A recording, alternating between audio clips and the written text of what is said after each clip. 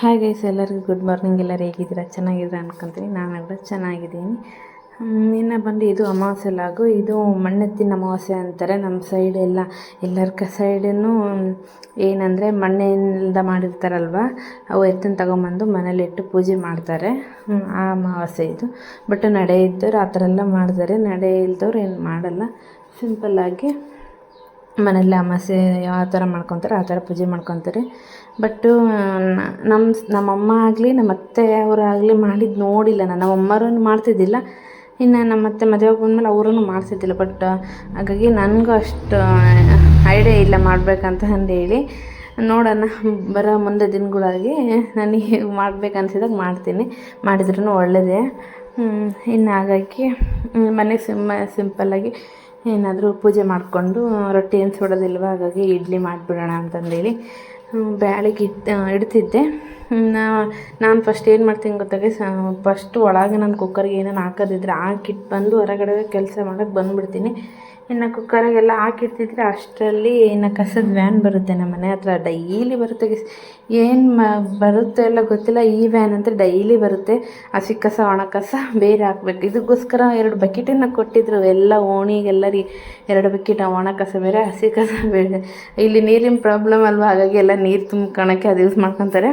ಇನ್ನು waste bucket ಇದ್ದರೆ ಅದರಲ್ಲಿ ಕಸ ತುಂಬಿಟ್ಟು ಈ ಥರ ಕಸ ಹಾಕ್ತಾರೆ. ಇನ್ನೊಂದು ಇಲ್ಲಿ ಚರಂಡಿಗಳು ಇಲ್ಲ ಇದ್ದಾಗ ಎಲ್ಲ ಮೇಲೆ ಮುಚ್ಚಿ ಒಂದು ಸ್ವಲ್ಪ ಏನು ಓಪನ್ ಇಲ್ದಂಗೆ ಮಾಡಿದ್ದಾರೆ.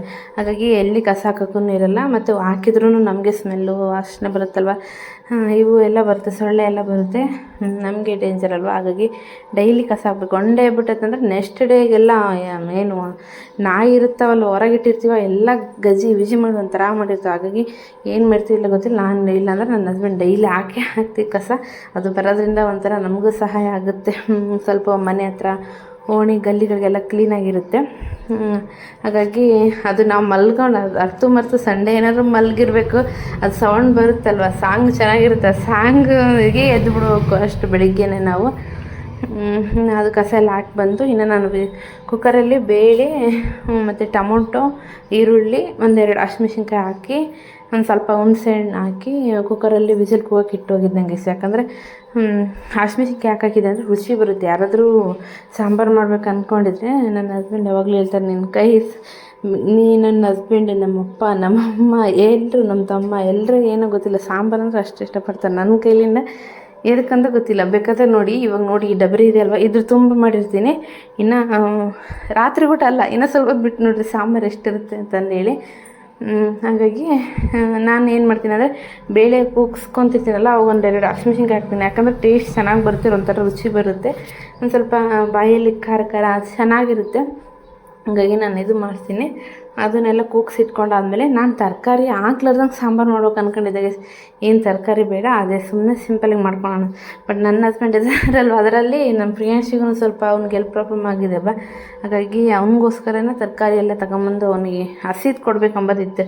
ಆಮೇಲೆ ಖಾಲಿ ಟೈಮ್ ಇದ್ದಾಗ ಹಿಂಗೆ ಕಟ್ ಮಾಡಿ ಕೊಡ್ತೀನಿ, ತಿಂತಾನೆ.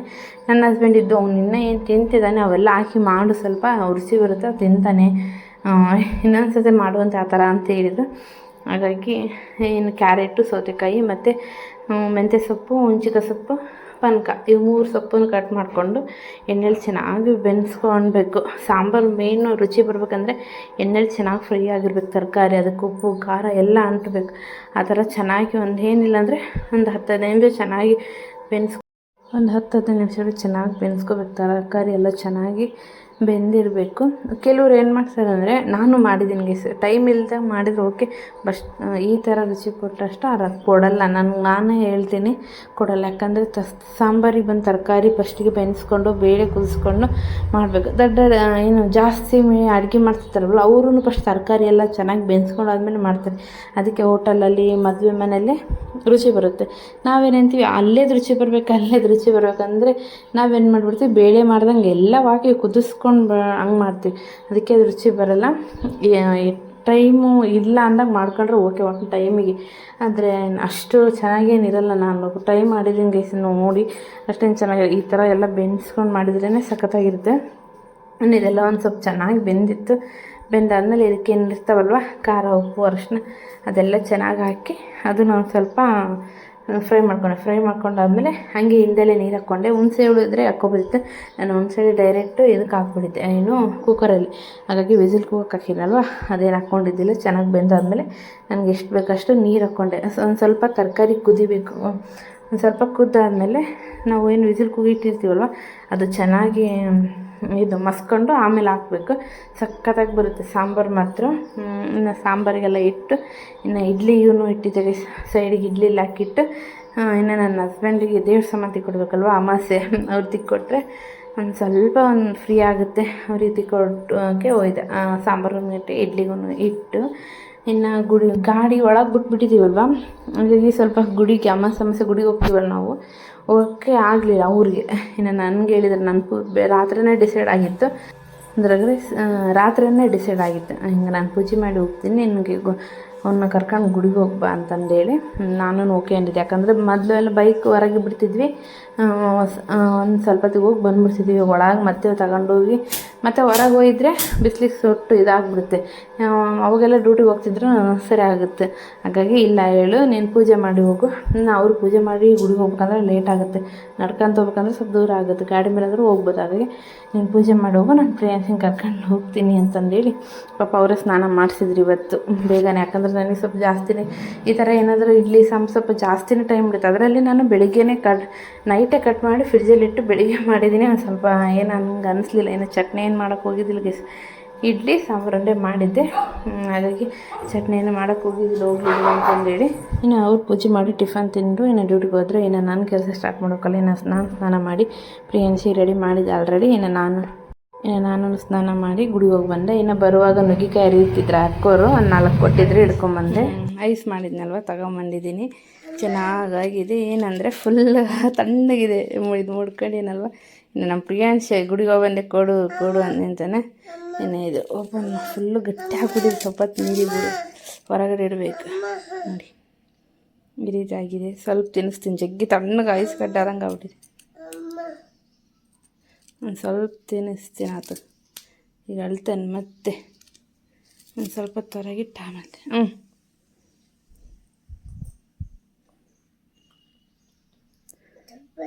ಚುಪ್ಪಳಾಯ್ತಾ? ನಾನು ಸೊಪ್ಪು ತಿಂತೀನಿ. ಇಷ್ಟು ತಣ್ಣಗಿದೆ, ಇದು ಐಸ್ ಗಡ್ಡೆ ಅದ ನೋಡಿ.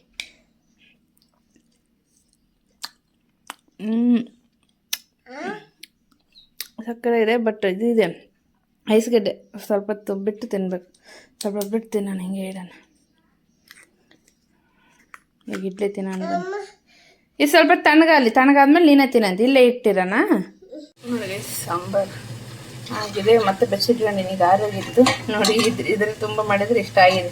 ನನ್ನ ಹಸ್ಬೆಂಡಿಗೆ ಸಾಂಬಾರು ಅಂದರೆ ಜೀವ. ಅದು ನಾನು ಮಾಡೋ ಸಾಂಬಾರು ಅಂದರೆ ತುಂಬ ಇಷ್ಟ ಅವ್ರಿಗೆ. ಚಟ್ನಿ ಊಟ ಬೇಡ ಅಂತಾರೆ. ಇನ್ನು ನಾನು ಇಡ್ಲಿ ಇಟ್ಕೊಂಡಿದ್ದೀನಿ. ಒಂದು ಸ್ವಲ್ಪ ಚಟ್ನಿ ಇತ್ತು ಮೊನ್ನೆ ಫ್ರಿಜ್ಜಲ್ಲಿ ಇಟ್ಟಿದ್ದೆ, ಎತ್ತಿಟ್ಟಿದ್ದೆ. ಇಷ್ಟಿತ್ತು. ಇದ್ರಾಗ ಸಾಂಬಾರು ಹಾಕ್ಕೊಂಡ್ಬಿಡ್ತೀನಿ. ನಮ್ಮದು ಟಿಫನ್ ರೆಡಿ ಮಾಡಿ ಇನ್ನೂ ಕೆಲಸ ಇದೆ ಸ್ವಲ್ಪ ಮಾಡ್ಬೇಕು. ಇದ್ರ ಮೇಲೆ ಹಾಕ್ಕೊಂಬಿಟ್ಟಿದ್ದೀನಿ ನಾನು. ನನ್ನ ಮಗ ನೋಡಿ ಐಸ್ ಹೆಂಗೆ ತಿಂತವನಿ. ಸ್ವಲ್ಪ ಆರ್ಲಪ್ಪ, ಅದು ತಣ್ಣಗಿದೆ. ಸ್ವಲ್ಪ ಆರಿದ್ಮೇಲೆ ತಿನ್ನು. ಸ್ವಲ್ಪ ಹೊತ್ತು ಬಿಟ್ಟು ಏನೋ ಮಾಡಿದ್ರೆ ಬಿಡೋಲ್ಲ, ತಿನ್ಬೇಕಂತವನೆ. ಸ್ವಲ್ಪ ಬಾಯಿ ಇದಾಗಿದೆ. ಇವಾಗ ಸ್ವಲ್ಪ ಮೇಲೆ ಆಗ್ತಿದೆ, ತಿನ್ಬೇಕನ್ನಿಸ್ತಿದೆ. ಇಲ್ಲ ಅಂದಿದ್ರೆ ಏನು ಒಲ್ಲೆ ಅಂತಿದ್ದ. ಅವನಿಗೋಸ್ಕರನೇ ಮಾಡಿದ್ದು ಗೈಸು. ಓಕೆ, ಮತ್ತೆ ಕಾಣ್ತೀವಿ. ಇನ್ನು ವಯಸ್ ಮಧ್ಯಾಹ್ನದಿಂದ ಲಾಗ್ ಸ್ಟಾರ್ಟ್ ಮಾಡ್ತಿದ್ದೀನಿ. ಇನ್ನು ಮಧ್ಯಾಹ್ನ ಹೆಂಗಾಗ್ಬಿಟ್ಟಿತ್ತಂದರೆ ಎಲ್ಲ ಕೆಲಸ ಮಾಡಿ ಪ್ರಿಯನ್ಸ್ ಏನಿಲ್ಲ ಅಂದರೂ ಅವನು ಇವಾಗ ಫೀಡಿಂಗ್ ಬಿಟ್ಬಿಟ್ಟಿದ್ದಾನೆ, ಹಾಲು ಕುಡಿತಿಲ್ಲ. ಹಾಗಾಗಿ ಅವನ ಪಾಡಿಗೆ ಅವನು ಬೆಳಿಗ್ಗೆ ಒಂದು ಸ್ವಲ್ಪ ಏನಾದರೂ ತಿನ್ನಿಸಿದ್ರೆ ಮಲಗಿಬಿಡ್ತಾನೆ. ಇನ್ನು ಮಧ್ಯಾಹ್ನ ಹೊತ್ತು ಎದ್ದೇಳ್ತಾನೆ. ಅವ್ನು ಊಟ ಅಂತ ಇನ್ನೂ ಕೇಳ್ತಿಲ್ಲ ಅವನು. ಬಟ್ ನಾನು ಇವಾಗ ತಿನ್ಸೋಕ್ಕೆ ಟ್ರೈ ಮಾಡ್ತಿದ್ದೆ, ಬಟ್ ತಿಂತಿದ್ದಾನೆ ಸ್ವಲ್ಪ. ಓಕೆ, ಅದೇ ಹೋಗಿದ್ವಿ ಹಾಸ್ಪಿಟಲ್ಗೆ ಹೋಗಿದ್ದೀವಲ್ಲ, ಅವ್ರು ಹೇಳಿದ್ರಲ್ವ ಬೆಳಿಗ್ಗೆ ಬ್ರೆಡ್ ಆಗಲಿ ಬಿಸ್ಕೆಟ್ ಆಗಿ ತಿನ್ನಿಸ್ಬೇಡಿ, ಅದೇ ಗ್ಯಾಸ್ ಆಗಿ ಮಕ್ಕಳು ಊಟ ಮಾಡಲ್ಲ, ಅದ್ರ ಬದಲು ಏನಾದರೂ ತಿನ್ನಿಸಿ ಅಂತೇಳಿ ಗಂಜಿ ಮಾಡಿಕೊಡಿ ಅಂತ ಹೇಳಿದ್ರು ಅವರು. ಬಟ್ ನಾನು ಇಡ್ಲಿ ಮಾಡಿದ್ನಲ್ವ, ಗಂಜಿ ಇದಕ್ಕೆ ಇಡ್ಲಿ ತಿನ್ನಿಸಿದ್ರೆ ಆಯಿತು ಅಂತಂದೇಳಿ. ಇನ್ನು ಗೈಸ್ ಒಬ್ಬೊಬ್ಬರು ಇಡ್ಲಿ ಸೋಡಾ ಪುಡಿ ಹಾಕ್ತಾರಂತೆ, ನಾನಂತ ಹಾಕಲ್ಲ ಗೈಸ್. ನಾನು ಯಾರಾದರೂ ಕೇಳ್ತೀನಲ್ವ ಸೋಡಾ ಪುಡಿ ಹಾಕಿ ಮಾಡಿ ಅಂತಿರ್ತಾ, ಕೆಲವರೆಲ್ಲ ಮಾತಾಡ್ಕೊಂತಿರ್ತೀವಲ್ವ, ಅವಾಗ ಹೇಳ್ತಿರ್ತಾರೆ. ನಾನಂತೂ ಸೋಡಾ ಪುಡಿ ಹಾಕಲ್ಲ, ನೀವು ಹಾಕ್ತೀರ ಕಮೆಂಟಲ್ಲಿ ತಿಳಿಸಿ. ನಾನಂತೂ ಹಾಕಲ್ಲ, ಇಡ್ಲಿಲಿ ಉಪ್ಪಂದ ಹಾಕಿ ಮಾಡ್ತೀನಿ. ಇನ್ನು ಅವರು ಏನೋ ಡಾಕ್ಟ್ರು ಕೂಡ ಹೇಳಿದರು, ಹೊರಗಡೆ ಇಡ್ಲಿ ಕೂಡ ತಿನ್ನಿಸ್ಬಿಡಿ, ಮನೇಲಿ ಮಾಡಿದರೆ ತಿನ್ನಿಸಿ, ಯಾಕಂದರೆ ಸೋಡಾ ಪುಡಿ ಹಾಕಿ ಮಾಡಿ. ಅವಲ್ಲೇ ನಾನು ಅಂದ್ಕೊಂಡೆ ಇಡ್ಲಿ ಸೋಡಾ ಪುಡಿನೂ ಹಾಕ್ತಾರಾ ಅಂತಂದೇಳಿ. ಗೊತ್ತಿಲ್ಲ ನನಗೂ ಅದ್ರ ಬಗ್ಗೆ. ಇನ್ನು ಇಡ್ಲಿ ಅವನಿಗೆ ಹಂಗೆ ಸ್ವಲ್ಪ ತಮಾಷೆ ಮಾಡ್ಕೊತ ಅದು ಮಾಡ್ಕೊಂಡು ತಿನ್ಸ್ಕೊಂತ ಇರಬೇಕು ಅವನಿಗೆ. ಈಗ ಓಕೆ ಗೈಸ್, ಸ್ವಲ್ಪ ತಿಂತಿದ್ದಾನೆ. ಅದೇ ಹೇಳಿದ್ರಲ್ವ ಡಾಕ್ಟ್ರು ಫಸ್ಟ್ ಅದು ತಿನ್ನಿಸಿದ್ರೆ ಏನು ತಿನ್ನಲ್ಲ ನೋಡಿ ಅಂತೇಳಿ. ಅದು ಬಿಸ್ಕೆಟು ಬ್ರೆಡ್ ಬಿಟ್ಟು ತಿನ್ನೋ ಬೇಡ ಅಂತೇಳಿ ಗಂಜಿ ಕುಡಿಸ್ತಿದ್ದೆ. ಇನ್ನು ಗಂಜಿ ಇವತ್ತು ಏನು ಮಾಡಿದ್ದಿಲ್ಲ, ಯಾಕಂದರೆ ಇಡ್ಲಿ ಮಾಡಿದ್ನಲ್ವ, ಇಡ್ಲಿನ ತಿನ್ನಿಸ್ತಿದ್ದೆ. ಬೆಳಿಗ್ಗೆ ಒಂದು ಸ್ವಲ್ಪ ತಿಂದಿದ್ದ. ಇನ್ನು ಮಧ್ಯಾಹ್ನ ಅವನು ಊಟ ಕೇಳಿತ್ತಿಲ್ಲ, ಇನ್ನು ಸ್ವಲ್ಪ ದಿವಸ ಹೋಗ್ಬೇಕು ಅವನು ಆರಾಮಾಗೋಕ್ಕಿನ್ನ. ಹಾಗಾಗಿ ನಾನೇ ಅವ್ನಿಗೆ ನಂದು ಸ್ವಲ್ಪ ಟಿ ವಿ ನೋಡ್ಕೊತ ಅವ್ನಿಗೆ ಹಂಗೆ ಹೇಳಿ ಇದು ಹೇಳಿ ತಿನ್ನಿಸ್ತಿದ್ದೆ. ಒಂದೆರಡು ತಿಂದ ಅಷ್ಟೇ, ಇನ್ನು ಹೋಗ್ಬೇಕು ಸ್ವಲ್ಪ. ಬಟ್ ಇಷ್ಟಪಡ್ತಿದ್ದೇನೆ. ಅವಾಗೆಲ್ಲ ಹಿಂಗೆ ಸ್ವಲ್ಪ ಹಿಡ್ಕೊಂಬಿಟ್ರೆ ಒಂಥರ ವಾಮಿಟ್ ಮಾಡ್ದಂಗೆ ಮಾಡೋದು, ಅವಾಯ್ಡ್ ಮಾಡ್ತಿದ್ದೆ ಊಟ ನೋಡಿದ್ರೇ. ಬಟ್ ಇವಾಗ ತೋರಿಸ್ಕೊಂಬಂದಲ್ಲಿಂದ ಸ್ವಲ್ಪ ಓಕೆ. ಅದಕ್ಕೆ ಗೈಸ್ ನಾವು ಪ್ರತಿಯೊಂದು ಅವ್ನಿಗೆ ಏನಾದರೂ ನಾನು ಇರಲಿ ಬಿಡು ಈಗ ಆರಾಮಾಗ್ತಾನೆ ಅಂತ ಸುಮ್ಮನೆ ಆಗಿದ್ವಿ. ಬಟ್ ಅವ್ರ ಪಪ್ಪ ಅಂತೂ ಮೊದಲು ಕರ್ಕೊಂಡೋಗಿ ಯಾಕೆ ಊಟ ಮಾಡ್ತಿಲ್ಲ, ಯಾಕಿಲ್ಲ ಅಂತ ಹೇಳ್ಕೊಂಡು ಬಾ ಹಿಂಗೆ ಅಂತಂದರೆ ಕರ್ಕೊಂಡು. ಇಲ್ಲ ಅಂದಿದ್ರೆ ಈಗ ಏನಾದರೂ ಇಲ್ಲ ಬಿಡು ಅವತ್ತು ಮಾಡ್ತಾನೆ ಈಗ ಮಾಡ್ತಾನೆ ಅಂದಿದ್ರೆ ಅವ್ನು ಊಟನೇ ಮಾಡ್ತಿದ್ದಿಲ್ಲ ಅಂತ ನಾನು ಅಂದ್ಕೊಂಡೆ. ಹೋಗಿ ಬಂದಿದ್ದಕ್ಕೆ ಬೇಷ ಆಯಿತು. ಹಿಂಗೆ ಆರಾಮಿಲ್ದಾಗೆ ಹಿಂಗೆ ತಿನ್ನಿಸ್ಬಾರ್ದು ಮಕ್ಕಳಿಗೆ, ಹಸು ಆಗಲ್ಲ ಅಂತಂದೇಳಿ ಗೊತ್ತಾಯಿತು. ನನಗಂತೂ ಸ್ವಲ್ಪ ಖುಷಿ ಆಯ್ತು ಅವ್ನು ಊಟ ಮಾಡಿ ತನ್ನ ಕೈಲಿ ತಾನು ಉಂಡ್ರೆ ಎಷ್ಟೋ ಖುಷಿ. ಇಲ್ಲಾಂದರೆ ನಾವು ತಿನ್ನಿಸಿದ್ರೆ ಒಟ್ಟು ಏನಾದರೂ ತಿಂದರೆ ಒಂದು ಸ್ವಲ್ಪ ಎಷ್ಟೋ ಬಾಡಿ ಶಕ್ತಿ ಬರುತ್ತೆ. ಏನು ತಿನ್ನಲಾರ್ದಂಗೆ ನಿಜ ಗೈಸ್ 2 ವಾರ ಹೆಂಗೆ ಆಗ್ಬಿಟ್ಟಿತ್ತು ಅಂದರೆ ಹೇಳಂಗಿಲ್ಲ. ಏನು ತಿಂತಿದ್ದಿಲ್ಲ, ಅಲ್ಲ ಸ್ವಲ್ಪ ಆರಾಮಾದ್ಮೇಲೆ ಕೂಡ ಏನು ತಿಂತಿದ್ದಿಲ್ಲ. ಇವನು ಯಾಕೆ ಹಿಂಗೆ ಮಾಡ್ತಿದ್ದಾನೆ ಇವಾಗ ನೋಡೋರು. ಇವಾಗ ಆಲ್ಮೋಸ್ಟ್ ನೀವೊಂದು ಸ್ವಲ್ಪ ಅಂದ್ಕೊಂಡಿರ್ತೀರ, ಹಾಸ್ಪಿಟ್ಲ್ ಮನೆಗೆ ಹೋಗೋದ್ರಿಂದ ಸ್ವಲ್ಪ ಏನಾದರೂ ಮೈಂಡಲ್ಲಿ ಒಂದು ಸ್ವಲ್ಪ ಆದರೂ ಒಂದು ಥಿಂಕ್ ಬಂದಿರುತ್ತೆ, ಏನಕ್ಕೆ ಇನ್ನೂ ಆರಾಮಾಗ್ತಿಲ್ಲ ಹುಡುಗ. ಆ ಥರನೇ ನಮಗೂ ಹೋಗೋಕ್ಕೆ ಒಂಥರ ಬೇಜಾರು. ನೋಡಿದ್ರೆ ಏನಂತಾರೋ ಏನು, ಇನ್ನಾದರೂ ಆಸ್ಪತ್ರೆ ಇನ್ನೂ ಆರಾಮಾಗವಲ್ದೆ ಹುಡುಗ ಇದಕ್ಕೆ ಏನು, ಅದೇ ಒಂದು ನಮಗೆ ಕ್ವಶನ್ ತಲೆಯಲ್ಲಿ ಕುಂತ್ಬಿಟ್ಟಿತ್ತು. ಏನು ಅನ್ಕೊತಾರೋ ಏನಿಲ್ಲ ಅಂತಂದೇಳಿ ನಿಜ.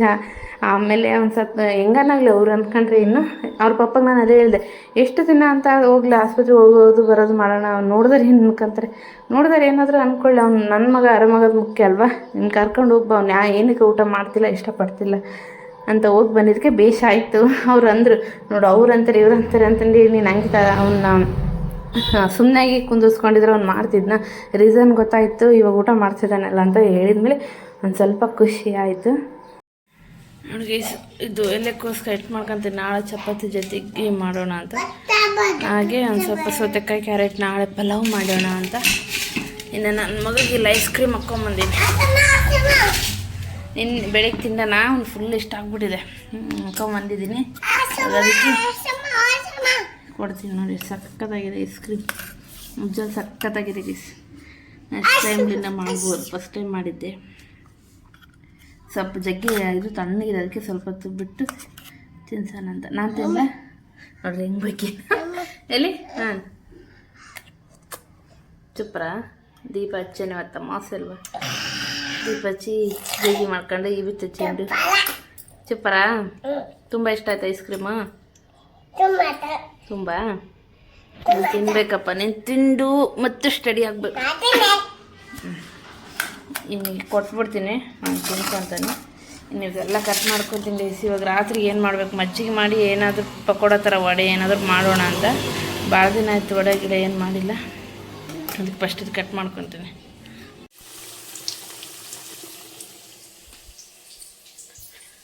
ತಗೋ ಐಸ್ ಕ್ರೀಮ್.